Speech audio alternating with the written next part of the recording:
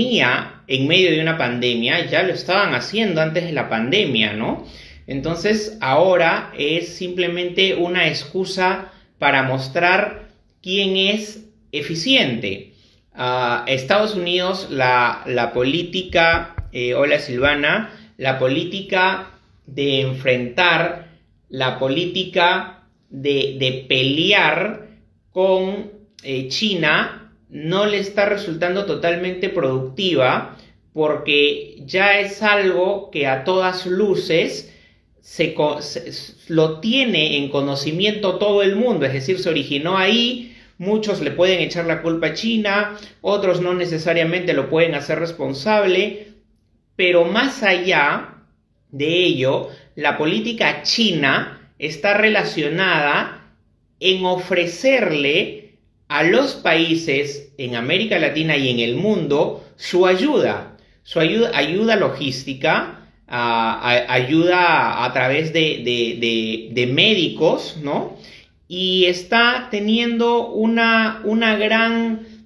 gran poder, una gran conciliación, de la misma forma en la cual o por la cual tendría mostraría mucho mayor debilidad frente a Estados Unidos. Entonces Estados Unidos se ha puesto en un afán de competencia en relación a China, porque si Estados Unidos solamente se quedaba en la crítica en relación a China, esto iba a poner en un contexto en el cual quien iba a ganar mejores o mayores bonos iba a ser China como tal, porque si bien es cierto, se le puede echar la culpa o no, en gran medida o no, a China en relación a esta nueva enfermedad, pero también es el país que más ayuda ha estado dándoles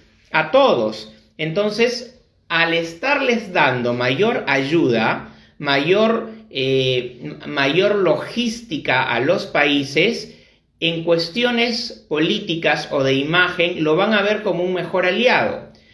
Para colmo de males, Estados Unidos saca una ley en la cual iba a congelar toda negociación o comercialización. De hecho, esta ley era algo que la podía activar en casos de pandemia o en casos de crisis, y la utiliza porque su nación, al estar con la gran cantidad de infectados que tenía y la gran cantidad de muertos que tenía, empezó a coger todo lo que estaba en el mercado destinado, por ejemplo, a venderle a Perú. Recordemos el tema de 3M, y ya les había lanzado la advertencia que ellos podían tranquilamente decomisar todo lo que 3M iba a exportar, 3M Estados Unidos, ¿no?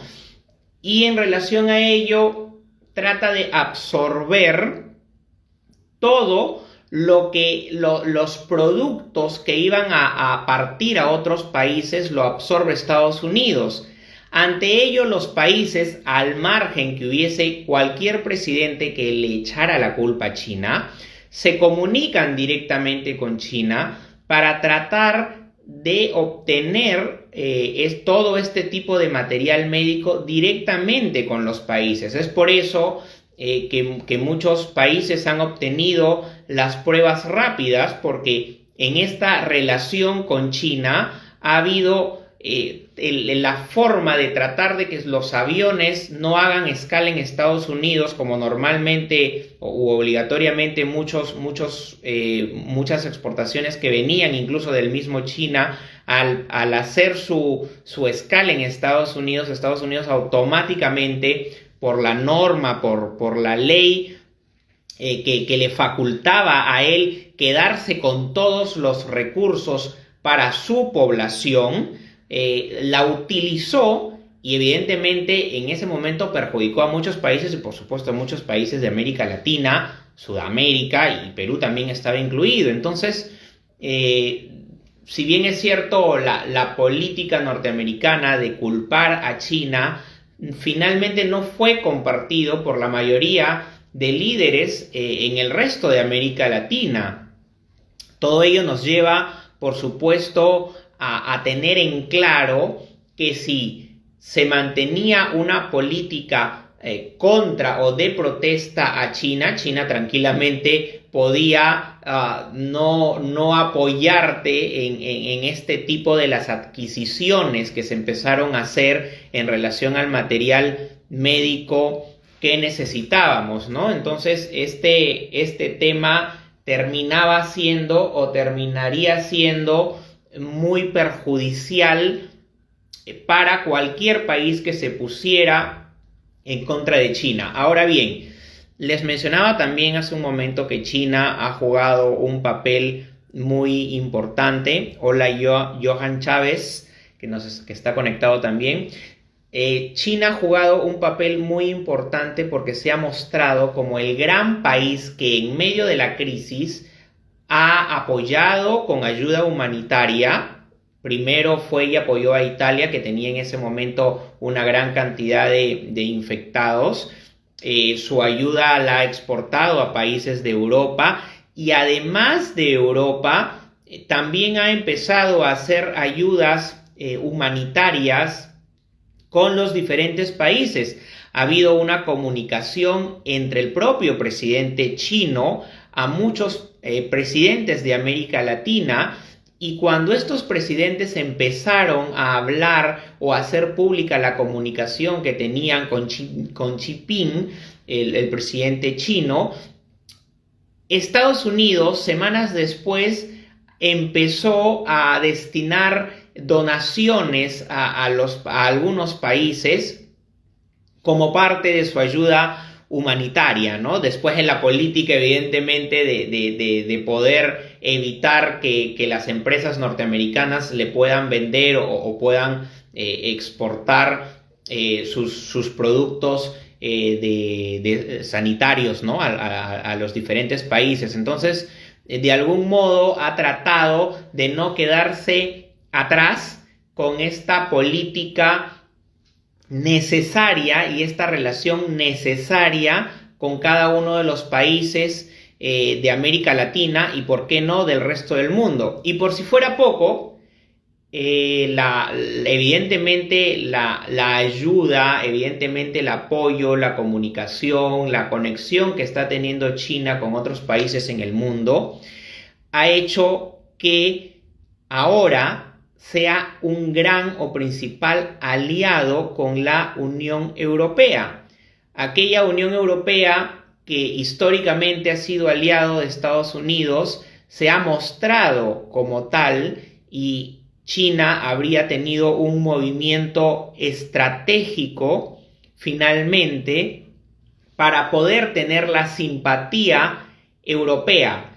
Entonces estamos hablando que entre China y Estados Unidos, China es el país que más ha capitalizado la pandemia, ¿ok? Evidentemente van a haber teorías, o he leído teorías conspiracionistas, ¿no? Que mencionan que China creó, por ejemplo, la pandemia para mostrarse, o porque sabía que iba a ser más fuerte que el propio Estados Unidos, siendo la superpotencia mundial, ¿no? Entonces, el tema o la relación en el tema está destinada directamente a que esto, lo que sí es real, que esto termina siendo algo muy estratégico para un país que se supone ocupa el segundo lugar a nivel de las hegemonías mundiales, y sin embargo se muestra evidentemente logísticamente más eficiente, ¿no? Estados Unidos le ha echado la culpa a China porque empezó a llamar el virus chino. Su tono en llamar el virus chino actualmente ha bajado, ¿no? Evidentemente ellos hacen estudios de mercado, hacen estudios de investigación de opinión pública y frecuentemente saben qué elementos están siendo contraproducentes en el lenguaje que habla Donald Trump a la población. Y esto añade a la desesperación del gobierno norteamericano, que para colmo de males hay elecciones justo a la vuelta de la esquina, ¿no? Hola Ricardo, a la vuelta de la esquina tiene Trump las elecciones. Esto para tener, o sea, vamos a ponernos, vamos a hacer el ensayo de ponernos en los zapatos del presidente Trump. Es decir, no la tiene fácil. ¿Por qué? Primero, tiene elecciones y él quiere ser reelecto. Segundo, se supone que es el país más grande del mundo, con la tecnología más importante del mundo, con las armas además más fuertes, que lo hace evidentemente la superpotencia que es, con la capacidad armamentística más dura, más fuerte a nivel mundial, a nivel del orbe, y no puede enfrentar la pandemia como a muchos presidentes en el mundo, de manera exitosa, ¿no? Como de hecho le ocurre a la gran mayoría de países en el mundo que no pueden enfrentar o poco pueden hacer. Ahí está Orlando conectado, seguramente ya nos conectaremos en breve con él. Entonces, colocándonos o poniéndonos en sus zapatos, siendo el presidente más poderoso del mundo, y que sin embargo las recomendaciones iniciales que le hiciera a su población, y voy a mencionarlas. Primero, dijo que el coronavirus iba a ser una gripa simple que le iba a pasar a la población de manera inmediata. Dijo que solamente iban a haber 10 contagiados. De los 10 contagiados, iba a reducirse rápidamente a 5 y seguramente iban a quedar en 2 o 1 contagiado. Esas fueron declaraciones del propio presidente Donald Trump, en principio. En segundo lugar, y por si fuera poco, también mencionó que no iba a detener su campaña, ¿ok? Que no iba a detener su campaña en relación con lo que había venido haciendo, y iba a hacer su campaña estado por estado, y que esto no le iba a afectar a los Estados Unidos. Todo ello, al ser mentira en la actualidad, hace que Donald Trump carezca de credibilidad. De hecho, una reciente encuesta, Orlando, una reciente encuesta en la cadena de noticias que le es muy favorable a Donald Trump, le menciona como el presidente, le preguntan a la población si el presidente tenía credibilidad o en qué medida tenía credibilidad con los ciudadanos norteamericanos en relación a sus recomendaciones sobre el coronavirus, y solamente o menos de un 30% confiaba en lo que él dijera, y eso fue antes de recomendar que se tomara lejía, ¿no? Porque vimos en muchos la conferencia de prensa de Donald Trump, en donde recomendaba tomar alguna dosis de lejía y con eso se iba a limpiar, y el día siguiente hubieron alrededor de 100 infectados, ¿no? Entonces eso para parafrasear un poco las idas y vueltas por parte del presidente Donald Trump en relación a cómo está manejando la situación actual del coronavirus, ¿no? Ya lo tenemos a Orlando conectándose, y bueno, nosotros además no podemos mantenernos al margen de considerar que, a pesar y de todo, el presidente apunta a una reelección, ¿no? Y esta reelección le está jugando o le está poniendo los nervios de punta, porque evidentemente es el puesto más deseado en Estados Unidos. Hola Orlando, ya estamos de vuelta. ¿De qué me perdí? Tuvimos unos problemas técnicos acá, un apagón, interferencia de bulla con los computadores y no entendemos qué pasó. Pensamos que se nos había quemado el router, pero bueno, aquí estamos otra vez de nuevo cumpliendo. Qué bueno, muchas gracias, Enzo, por esperarnos. Sí, no, no te preocupes, más faltaba. La tecnología en la actualidad nos juega malas pasadas y sobre todo porque hay bajones también en la red, ¿no? Salvo que por ahí un hacker no le guste la comunicación que estamos teniendo en relación a estos temas y te hayan bajado ahí el switch del internet. Mira, y lo quiero hacer público, Enzo, lo quiero hacer público aquí con el equipo de trabajo. No se nos hace raro eso, no se nos hace raro eso porque hay interferencias últimamente por todo lado y bueno, algunos tengo que hacerlo público porque creo que todos nos debemos cuidar de eso, pero nosotros tenemos aquí unas situaciones bien complejas con el tema de los hackers, especialmente con los estrategas políticos. En mi caso, la cuenta de Instagram ha sido hackeada varias veces, me la han congelado. Twitter también me la han congelado. O sea, esto es una guerra cibernética, que inclusive, Enzo, ese es uno de los temas que yo quería tocar hoy, porque tiene que ver con geopolítica, tiene que ver con una guerra. La guerra no es las bombas atómicas. La guerra no es como la Segunda y la Primera Guerra Mundial que fue a punta de bala, como decimos nosotros aquí coloquialmente. No, estamos hablando de bioarmas, estamos hablando de tecnología. Así que todos los ataques cibernéticos en este momento son una de las cosas que hay que tener cuidado todos. Inclusive, la decisión de Donald Trump esta semana, entre antier y ayer, de restringir la plataforma Twitter en Estados Unidos, es por el mismo ataque cibernético que están generando, tratando de desestabilizar las naciones. Entonces, no se me hace raro esto porque nosotros tenemos, voy a decirlo de una forma coloquial, tenemos los perros olfateándonos en los hombros. Así de sencillo es. Y esto es una guerra política y esto es la geopolítica y así funciona el poder. Entonces, todo el que esté hablando en este momento de política, de Donald Trump, todo lo que es la inteligencia artificial está clasificando en este momento las plataformas y los perfiles que están haciendo este tipo de pronunciaciones.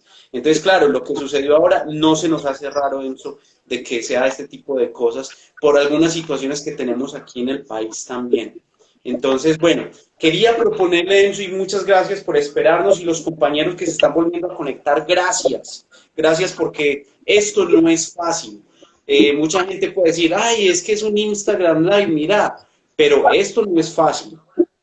Salir a las cámaras y hablar de toda esta temática, para esto hay que planear, hay que agendar, hay que saber expresar la temática porque la comunicación política en este momento es bastante delicada. Entonces, bien, retomando el tema, Enzo, quería tocar, aquí tenía una de las preguntas, la parte tecnológica dentro de la geopolítica.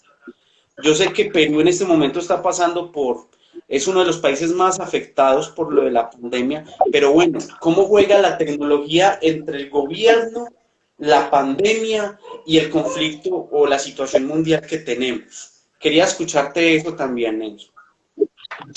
Bueno, la tecnología en sí ha sido afectada porque tenemos, a ver, es como para poder explicarlo en sencillo, es la tecnología, y hablando del Internet, es como una pista, ¿no? Es una pista amplia, ancha, una carretera principal, en donde normalmente habían dos carriles corriendo y ahora hay muchos autos para estos dos carriles y de ida y vuelta, que evidentemente es lo que envías y lo que descargas, es decir, por ejemplo, Netflix ocupa una gran cantidad de esta carretera porque estamos hablando de vídeo, las llamadas, las comunicaciones que hacemos también.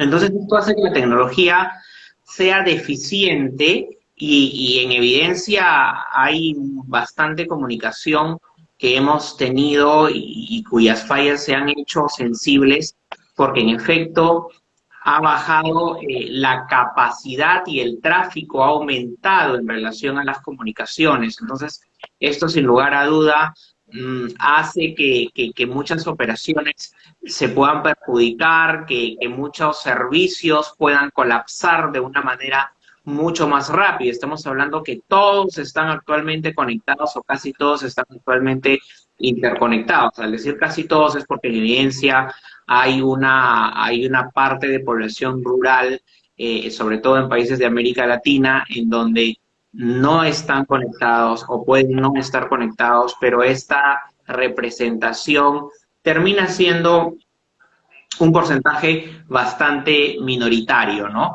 Sin embargo, importante y sin embargo es un reto para los gobiernos interconectar a sus comunidades, porque actualmente el término de ignorancia se ha trasladado al campo digital, ¿no? Tener a población rural o tener algún tipo de población con falta de interconexión, evidentemente hace muy difícil poder ejecutar, poder hacer gestión, poder brindar la ayuda necesaria, ¿no? Entonces, todo esto es importante y es un reto para las naciones realizarlo. Claro.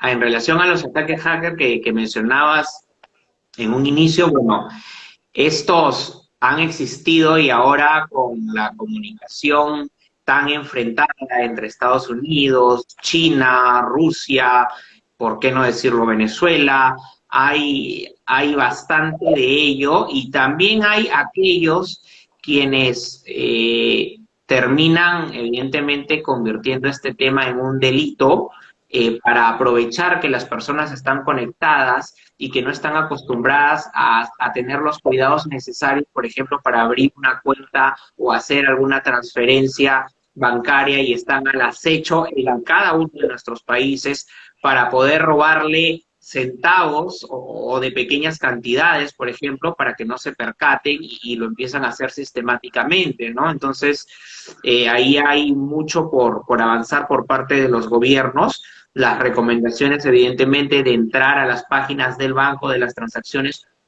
tener antivirus originales y buscar conexiones seguras desde la propia página del banco y no desde un link que te manden por WhatsApp, no desde un link que te manden por Instagram, no desde un link que te manden por Facebook o por correo electrónico. Enzo, aquí sucede algo.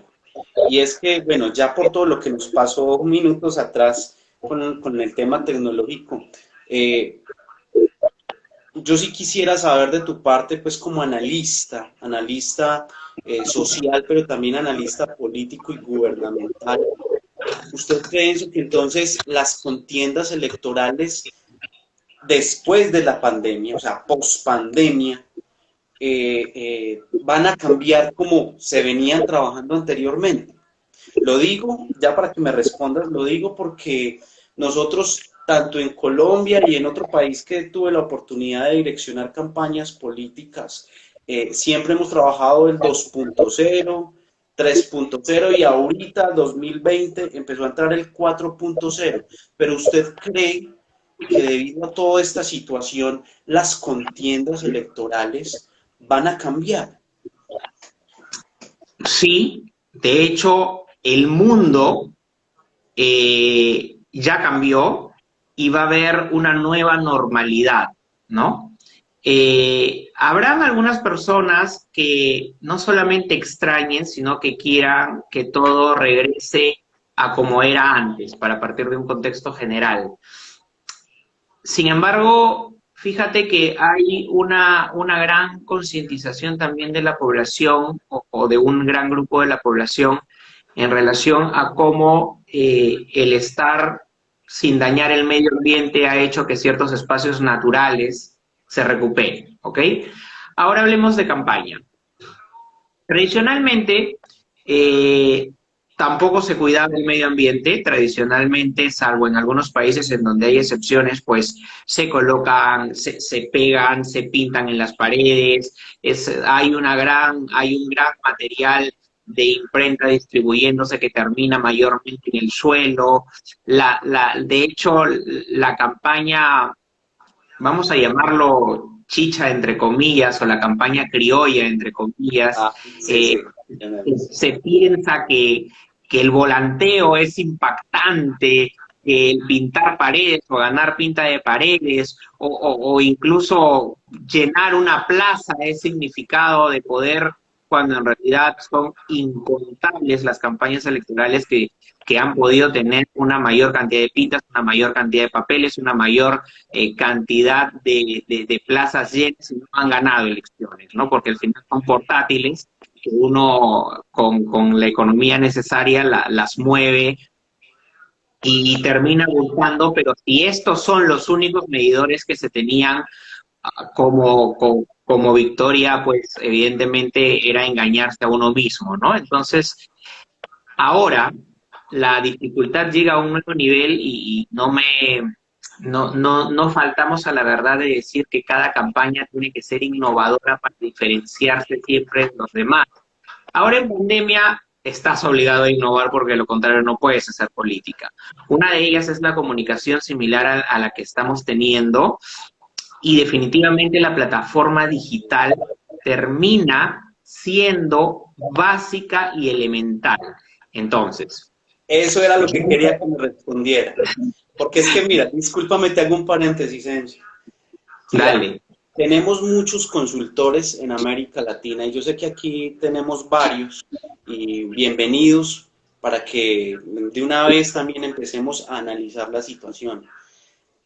Lo que está sucediendo nos está exigiendo que todas las contiendas electorales prácticamente se están escenificando, según en mi parecer, según en mi criterio. Y esto nos está exigiendo de que las metodologías y las estrategias de las contiendas electorales tienen que ser totalmente diferentes a lo que veníamos antes de la pandemia y después de la pandemia. Claro.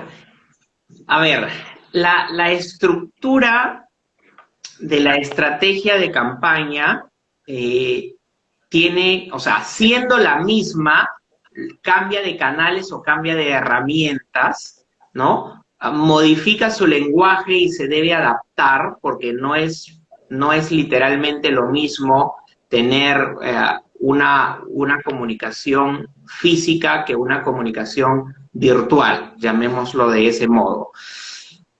En efecto, las campañas presidenciales que se encuentran a menos de un año, tenemos la de Perú, tenemos claro, en Perú tenemos campaña el otro año, a inicios del año que viene. Ah, ya, 2021. 2021, bueno, también hay campaña presidencial en Ecuador, a República Dominicana. Muchos otros países han optado por no hacer elecciones, ¿no? Y prolongar esto un año más. Sin embargo, ya están siendo acusados sus presidentes de abusar del poder para no delegarlo y ponerse de acuerdo en medio de una pandemia y aprovecharlo. El tema termina siendo un poco más que delicado. Las plataformas actualmente nos permiten tener una gran comunicación y ya he sido objetado en algún momento o en algún panel justo por algunos compatriotas colombianos, en donde, por ejemplo, me decían, pero aquí hay ruralidad y, ok, tú no puedes hacer una investigación de mercado, una encuesta, una comunicación en medio de tanta ruralidad como hay en Colombia, que no es lo mismo. En evidencia sí, pero justo los estrategas políticos, el reto es digitalizar y utilizar la tecnología en donde no se pueda usar el Internet, ¿ok? A ver, diferenciemos los temas. Yo aseguro que el 80% de la campaña va a ser dentro de la digitalización y la tecnología, que no termina siendo el mismo término, porque la tecnología va más allá de la digitalización.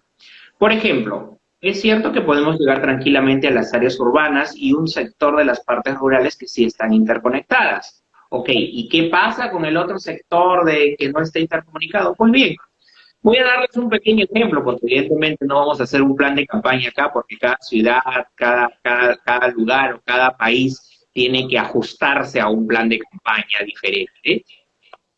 Pero en el norte de Chile, un municipio necesitaba llegar a zonas rurales para poder llevarles ayuda o canastas de víveres.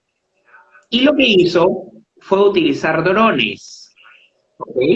Para poder llevar estas canastas, y terminó siendo un uso de la tecnología, porque evidentemente tú no vas a llevar algo digitalmente, ¿no? Hay cosas que digitalmente todavía no podemos hacer, ¿no? En algún momento quizás se pueda hacer en el futuro, pero por lo menos hasta ahora no. Y se llevó la ayuda de manera efectiva y eficiente en los lugares rurales. No se expusieron a las personas, no se tardaron evidentemente todo el tiempo necesario para desplazarse en zonas rurales. Acá en Perú también hay ruralidad, pero termina siendo la creatividad, la imaginación para resolver problemas, ¿ok? Y para citarnos ahora en un segundo tema o un segundo ejemplo, y esta vez la especialidad que tengo, que es la investigación de mercado.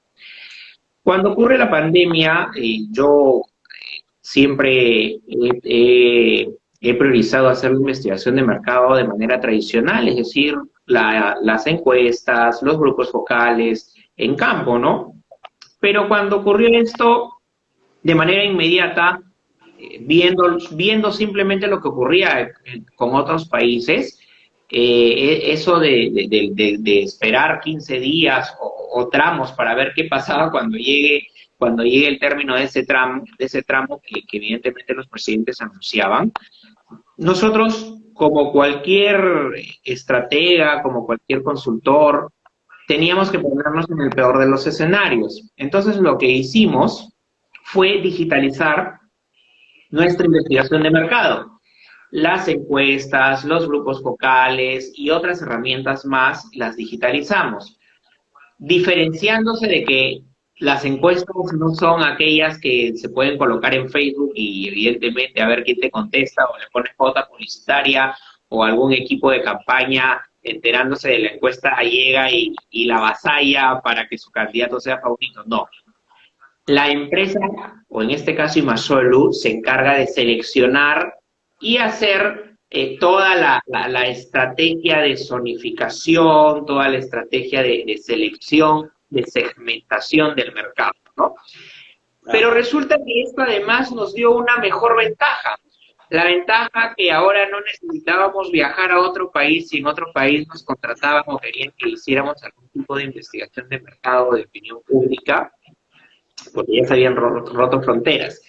Entonces, por ahí no va a faltar alguien o algún consultor que, como te digo, ya había recibido este cuestionamiento en algún momento, que me diga, oiga, pero es que usted no está en Colombia, y en Colombia hay una gran ruralidad. En efecto, sí, hay un gran sector rural, pero eso no quiere decir que no hayan base de datos de personas que se encuentren en el nivel rural. Y sí, en efecto hay en Colombia, y vamos a hablar de Colombia porque estuve justo también haciendo una investigación previa para Colombia. En efecto hay mucha base de datos que no sirve, pero hay bases de datos que sí sirven, ¿no? Entonces, las bases de datos normalmente se comercializan, y es cuestión de tener los contactos adecuados para hacer investigación de mercado con las bases de datos adecuadas, pero sí las hay. Evidentemente es un tema de contacto y de estrategia de relación pública para poder obtener esas bases de datos para ir a los segmentos más complejos. La investigación de mercado evidentemente tiene que seguir teniendo complejidades, y para eso nos tenemos que desarrollar, al igual que una campaña política tiene que tener complejidades, y hay que desarrollarla, al igual que la venta de un producto fuera de la campaña política también va a tener complejidades para ser vendido, pero para eso evidentemente son los estrategas de marketing que tienen que descubrir las nuevas herramientas para poder vender su producto, y eso aplica a la política, eso aplica a la investigación de mercado, eso aplica a todo, es una ley general. Eh, Parafrasemos a Darwin, las especies tienen que adaptarse para sobrevivir. Sí, sí, totalmente de acuerdo. Sí, mira, Enzo, de que esa situación de tecnología, los estudios de mercado, sino que es que se nos vuelve algo complejo, porque hay que ser muy claros con esto y es que los políticos y los gobernantes apenas están haciendo un periodo de adaptación hacia la tecnología. Para las próximas contiendas, tanto como en Perú, Colombia y en los otros países americanos y europeos también, es una exigencia de que si yo quiero gobernar, necesito mínimamente de un buen equipo de comunicación, un buen equipo de comunicación, pero no tecnológico, sino el talento que sepa direccionar esto. Y yo como político, como gobernante, tengo que comprender la tecnología para poder llegar a esa gobernabilidad. Si bien estoy haciendo campañas o si estoy gobernando, saber gobernar por medio de la tecnología como tal. Entonces yo pienso de que, digamos que estamos afrontando una situación en eso de que es exigente y si yo quiero ganar las próximas contiendas, sea estratega, sea político o sea gobernante, eh, debo hacer las cosas como bien hoy el panorama nos lo está presentando. Y nuestra herramienta número uno se llama tecnología. Yo quiero ir cerrando, Enzo, con esta última pregunta. Bueno, y entonces, América Latina, ¿qué? ¿Qué va a pasar entonces con toda esta situación? Desde su análisis gubernamental y político, compártanos ya este último punto para ir cerrando, Enzo, si es tan amable. ¿Qué viene para América Latina? ¿Qué viene con las relaciones gubernamentales, hablando de las dos potencias, Estados Unidos y China?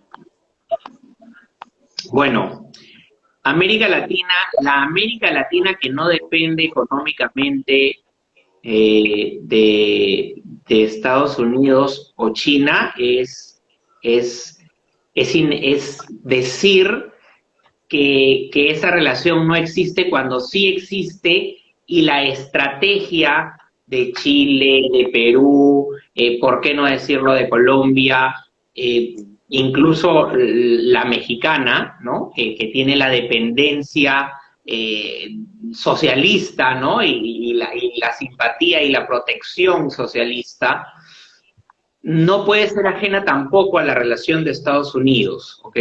Entonces, es estratégico para cada uno de los países, parafraseando nuevamente lo que te mencioné al inicio, de tener la pelota en medio de la cancha, no irse, digamos, y no has escuchado ningún discurso en relación de yo me voy con la economía china e ignoro a la norteamericana, o tampoco vamos a escuchar yo me voy con la economía norteamericana e ignoro a la china. Creo que los países, sean de izquierda o de derecha, sean socialistas o no lo sean, saben perfectamente la dependencia que tienen de ambas economías, porque evidentemente y en muchos rubros están peleando entre el primer y segundo lugar, tanto en exportaciones como en importaciones. En algunas cosas China, por supuesto, va a ser mucho más avasallador, como por ejemplo la cantidad de productos chinos que hemos estado comprando. Y Estados Unidos evidentemente también compra, es un gran comprador, ¿no? Chile se beneficia de China, lo mencionaba hace rato, sobre todo, por ejemplo, con la venta del cobre, y evidentemente no por ese contexto va a pelearse con uno de los dos países, y ninguno de los dos países le va a exigir, como antes sí hubiera ocurrido, porque los contextos han cambiado. Antes Estados Unidos sí se podía dar el lujo de decir, o estás conmigo o estás contra mí, ¿no? Recordemos que hace 3 presidentes, estamos hablando de Bush hijo, mencionaba esa frase, ¿no? ¿Están con Estados Unidos o están contra Estados Unidos, ¿no? Un poco más y eras terrorista si es que no compartías la política públicamente de mencionarte a favor de los Estados Unidos. Esa realidad es diferente ahora. Los países no pueden exigir, o por lo menos el estilo ya ha cambiado, de tal modo que va a ser estratégica la comunicación y el comportamiento de los presidentes, pero no van a ir ni van a mencionar que ellos tienen la camiseta de un solo país bien puestos, porque además y de manera especulativa no saben en qué va a terminar la relación China con Estados Unidos. Por ejemplo, a estas alturas, nada garantiza que Donald Trump se vaya a una reelección con la pérdida de popularidad, con los problemas económicos del país, y por eso decía que se encuentra tan desesperado por reabrir su mercado, a pesar de las recomendaciones médicas y científicas. Tenemos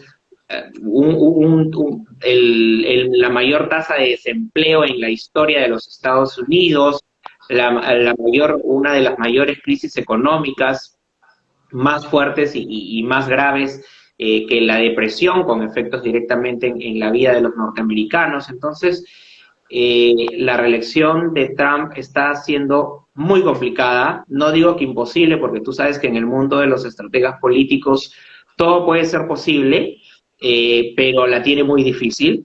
Y en Estados Unidos hay un estudio que se llama Las llaves del poder, y estas llaves justo tienen que ver con ciertos requisitos que el presidente tiene que tener históricamente para ganar una reelección en Estados Unidos, ¿no? Una de ellas es que la economía sea estable, y no lo es. Otra de ellas, ojo, es que Estados Unidos esté en guerra con otro país, ¿no? Entonces hay ciertas llaves del poder, y obviamente al presidente de Estados Unidos, para ser reelecto, según este estudio, tiene que tener la mayor cantidad de estas llaves, o por lo menos la mayoría. No nos sorprenda que Estados Unidos busque hacerle la guerra a un nuevo país para tener una de estas llaves del poder, porque, por ejemplo, y creo que este es el ejemplo más importante, habría que ampliar los estudios para ver las llaves del poder en países, en otros países como en América Latina, porque si te das cuenta, la crisis ha hecho que muchos presidentes suba su popularidad, ¿no? Martín Vizcarra en Perú, tu presidente de Colombia también, y evidentemente presidentes que han tomado decisiones correctas, ¿no? Al margen de los enfrentamientos internos y de la política interna que cada país tenga.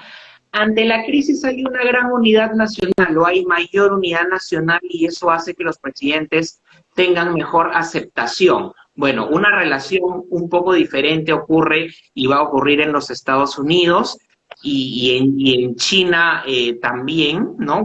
Bueno, en China no hay elecciones, pero China estratégicamente le importa estar bien con la mayor parte del mundo. Te decía mencionaba en el momento que se trató la comunicación, que China ha ganado una alianza estratégica con la Unión Europea, porque si te das cuenta, cuando esto empieza a ocurrir, Estados Unidos no solo cierra sus fronteras, sino retiene la venta que los países le habían hecho a Estados Unidos de compra de los insumos para la pandemia, de los insumos sanitarios que se necesitaban, los retiene para su país con una ley que le facultaba hacer esto al gobierno de Estados Unidos, además. Y China lo que hace, ni bien empieza a tener el control de la pandemia y construir evidentemente un hospital en 10 días, era mostrarse como el país que logísticamente estaba mejor preparado. Llevó inmediatamente la ayuda a Italia, que en ese momento Italia estaba como el país más castigado de la Unión Europea, y ahora termina teniendo una alianza estratégica con la Unión Europea. Entonces, estratégicamente, mientras Estados Unidos o el gobierno de Donald Trump está más preocupado en su campaña a la reelección, y como te reitero, no nos sorprenda que le declare la guerra a un país porque necesita tener la mayor cantidad de estas llaves del poder, Claro. no debería sorprender que finalmente China, a pesar de que el coronavirus se pudo iniciar en su propio país, tenga una mejor estrategia de comunicación y de acciones concretas, como llevar ayuda o mayor ayuda eficiente a países del resto del mundo, y es una propaganda porque evidentemente cada acción que hace y se publicita termina siendo una propaganda a la imagen de China, y ya haremos más adelante una evaluación de qué tan eficiente ha sido la propaganda de China en relación al tema del coronavirus, ¿no? Y nada, las relaciones terminan siendo básicas e importantes, y de momento en el ajedrez de la política internacional China se termina moviendo mucho mejor con Estados Unidos, porque también no tiene la presión que tiene actualmente, digamos, la hegemonía más grande del mundo, que es Estados Unidos y que es Donald Trump, porque está en una situación francamente desesperada para luchar por su reelección, y esto evidentemente le puede jugar muchos traspiés en la política norteamericana, como ya lo ha hecho, como lo ha hecho desde el inicio de la pandemia, al minimizar los daños y al buscar culpables como la OMS, llamar al coronavirus el virus chino, y al final, si te das cuenta, ya no lo está llamando el virus chino, ¿no? Porque al final, estratégicamente o comunicacionalmente, cuando tú terminas atacando a alguien de manera feroz, puedes terminar victimizándolo, y más si el país solo te contesta puntualmente y se pone a ayudar a los demás. Evidentemente la percepción es, oye, a este país lo están atacando, pero es el país que se comunica con el presidente, que viene y nos hace donaciones, que nos solucionan los problemas que Estados Unidos nos causó porque retuvo las mercaderías sanitarias, etcétera, ¿no? Entonces, al final, revertir una crisis es la gran estrategia política de China, y vaya que está ganando muchos adeptos, ¿no? Sí, totalmente de acuerdo con usted, Enzo. Bueno, de todas maneras hay que estar pendientes con lo que viene. Creo que seguimos en un proceso de cambio, estamos en un proceso de contingencia donde eh, puede pasar cualquier cosa. Puede pasar cualquier cosa tanto en Perú como en Colombia o en cualquier parte del mundo. Y pienso que como estratega político, como politólogo, hay que estar muy pendiente. Desde Perú, pienso que Perú tiene un papel bien importante, no solamente para Latinoamérica, sino para todo el mundo a nivel gubernamental. Y creo que nos vamos a seguir comunicando, Enzo. Creo que nos vamos a seguir reuniéndonos. Ojalá no sea solamente virtual, sino que podamos regresar a los eventos para poder compartir y poder seguir evolucionando en este proceso de lo que es una estrategia política y lo que es una geopolítica como tal. Siempre y cuando sea para algo positivo, porque en estos últimos meses es impresionante la cantidad de noticias negativas que hemos tenido, y eso ha generado algo psicológico. En los live anteriores que he tenido, tuvimos el neurólogo Eduardo de Ecuador, y nos hablaba de que ha generado un impacto negativo en la población de tantas noticias negativas. Y de eso se ha aprovechado, se ha retroalimentado los gobiernos para poder gobernar y poder dar un direccionamiento a esta contingencia. Sin embargo, viene tecnología, vienen nuevos escenarios, y espero que nos veamos ahí pronto, Enzo, para poder seguir compartiendo. Bueno, Sí, de hecho, para retomar el tema que mencionaba, sí, de hecho, tenía programado por lo menos un par de viajes en relación a presentaciones y claro, concursos que ya estaban agendados. igual. Y imagínate, ¿no? Bueno, pero los países igual continúan. Uno de ellos era México, por ejemplo, y en México igual se está tratando de programar, es decir, los países sí se mantienen bastante optimistas, y nosotros en la pandemia tenemos además la difícil tarea de no dejar de hacer nuestro trabajo, de digitalizar nuestro trabajo, y por qué no que estas competencias incluso que se hacen en México o en Estados Unidos termine siendo también una motivación y quizás este año muchas terminen siendo solo virtuales, pero que este ánimo, Orlando, no deje, no nos deje, no nos corte el foco de la creatividad, no nos deje utilizar, y es algo que yo siempre menciono, la crisis nos saca lo mejor y lo peor de nosotros. Entonces, elijamos lo mejor de nosotros, manejemos nuestras emociones, porque evidentemente no es fácil y no todo el mundo procesa las crisis del mismo modo, pero hay que primero desde nosotros mismos creer en nosotros mismos, creer en que todo puede ser posible, porque antes que nada tenemos que estar convencidos de nosotros mismos para luego salir y hacer de este un mundo mejor en medio de una crisis, ¿no? Revertir la crisis como una de las personas que está conectada nos mencionaba hace un momento, revertirla de tal modo que podamos obtener lo mejor de nosotros en todos los campos, en el campo de la estrategia, de la comunicación, de las ventas, de las elecciones, etcétera, ¿no? Esto es un principio que aplica para todo y nada, yo espero en algún momento que nos podamos ver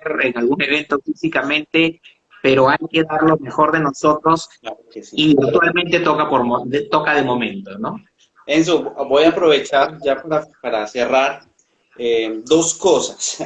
La primera, queda cordialmente invitado para Colombia.